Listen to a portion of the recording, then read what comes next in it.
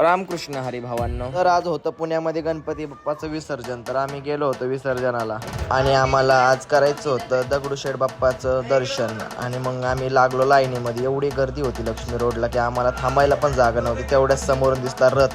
असं मस्त की प्रसन्न वाटलं ना. जर जवळजवळ रथ येत होता ना तसं एकदम भरूनच गेलो होतं. दगडूशेठ गणपतीची मूर्ती बघून आमचं लक्षच हटत नव्हतं. तसं समोर येत होतं ना तर म्हणलं आता मस्तपैकी एक व्हिडिओ काढून घेऊया. व्हिडिओ काढलं आणि मग रथ एकदम जवळ आला. जवळ आल्यानंतर एकदम खतरनाक.